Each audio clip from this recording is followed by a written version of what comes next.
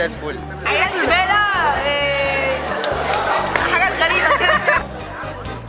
في بنات بتاكل بقى بطريقة مش كويسة جدا. يعني كده اهو بحس ان الجمل بياكل اعشاب وكده. بقى بنت بتاكل لبنها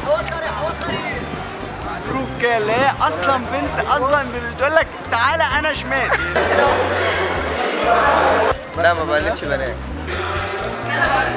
بنت بقى اللي هي بقى ايه مستعجله قوي، مستعجله خالص، مستعجله جدا يا لهوي. انا واحدة من الناس بترقع من لبان بس طبعا مش بالونة.